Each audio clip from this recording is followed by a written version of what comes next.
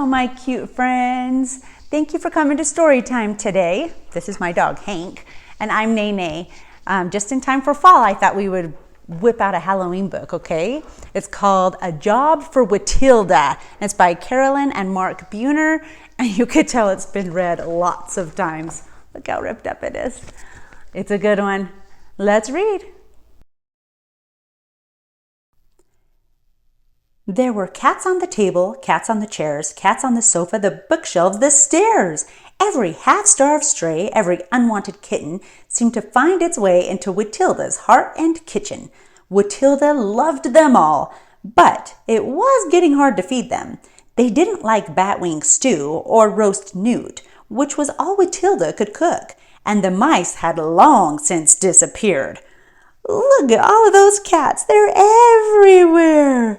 Oh, that one's about to eat the goldfish. No, kitty.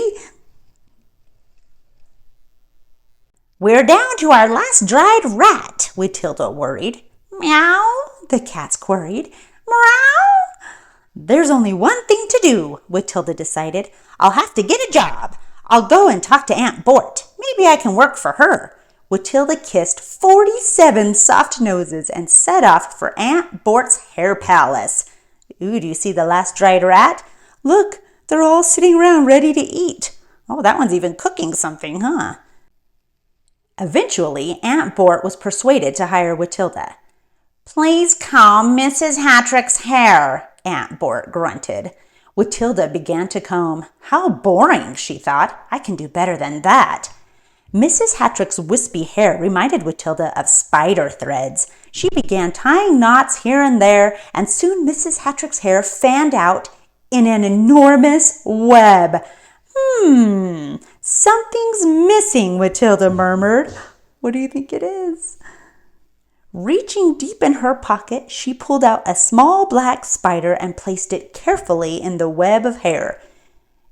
Don't move, she cautioned. Mrs. Hattrick and the spider held very still. Wittilda sprayed the web with hairspray until it glistened. Beautiful, she exclaimed. Mrs. Hattrick looked up from her magazine. She screamed. Wittilda, Aunt Bort thundered. What have you done?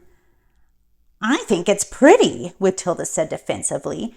You're fired, shouted Aunt Bort. Oh, look, she's fainting. She's so distraught. Oh, Aunt Bort's kicking her out, huh? Uh-oh, what's she going to do now? Gloomily, Wittilda shuffled home. I got fired, she told the cats. Sssss. They were all very hungry that day. Wittilda searched the job ads in the newspaper. Carpenter? Secretary? Exterminator? Rats, muttered Wittilda. Then her eyes lit up as she read, Delivery person wanted evenings. Must have own transportation. Apply in person at Ding-a-Ling Pizza. It's perfect! Ha ha ha ha, she cackled. Wittilda blew 47 kisses, grabbed her broom, and ran out. She skidded to a stop at Ding-a-Ling's and waited nervously with the other applicants. Suddenly, the door burst open. Out came Joe Ding-a-Ling, his arms loaded with boxes. Do you see all those boxes? Here you go, barked Joe. 5 pizzas each to deliver. The first one back gets the job. Arms and legs flew as everyone grabbed a stack of pizzas and raced away. Wittilda mounted her broom and chanted, Notions and potions, buzzard stew, curdle-a-girdle with rattlesnake glue, rickety-rackety, my one green eye, loomity-broomity, time to fly. Wittilda shot up into the night. She dipped and swooped through the air to the first house on her list. Mrs. Pink was surprised to get her pizza so soon. Extraordinary, she fluttered, counting out money for the pizza. Wittilda whizzed around the block to the Muzzles, down the street to the Zippets, then flew across town to Mr. Boney's. She knocked and knocked. Finally, Mr. Boney came to the door. Thank you, he whispered, dropping the money penny by penny into Wittilda's hand. Wittilda danced from foot to foot. At last she was on her way. I'm making great time, she exclaimed. I'm going to win. As she was rising up in the air, Wittilda heard a tiny sound. Silently she hovered. Meow. Anxiously, Wittilda peered around. A bit of white, high in the tree, caught her eye. Oh, the poor little thing! Just then, a motorcycle roared around the corner. It was one of the people trying for the job at Dingling's.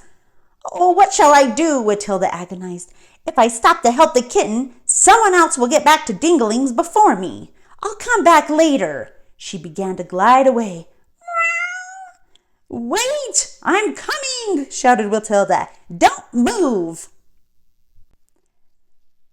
Wittilda scrambled onto a low branch. Twigs snagged at her clothes and caught in her hair as she crawled upward. Meow! The kitten stared at Wittilda with wide, scared eyes. Here, kitty, kitty! Wittilda reached up. Come here, baby! Inch by inch, the kitten eased toward her. As Wittilda reached out to grab the kitten, a sudden gust of wind shook the tree. Wittilda and the kitten plummeted head over heels to the ground below.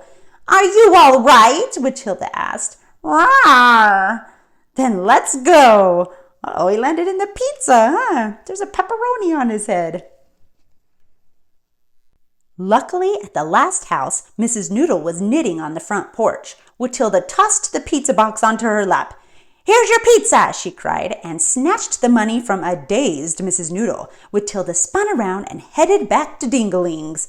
Ew, was that the pizza the cat landed in? Gross, huh? There she goes. Wittilda had never flown so fast. The wind whipped her hair and cloak. Seconds later, she stumbled breathlessly into Dingling's. Joe's mouth dropped open. How did you do it? It's only been 15 minutes. Wittilda's eyes danced as Joe slapped her on the back. The job is yours, cried Joe. Here, have some pizza.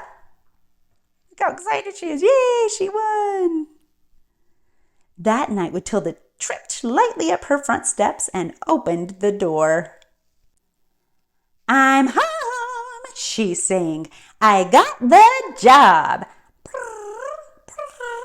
48 cats tried to rub up against her legs. I just love it. And Wittilda set the Dingling special combo down on the table. You're going to love it too. And they did. Look, they finally get to eat some dinner, huh? They even put on little napkins. Good job, kitty cats. The end.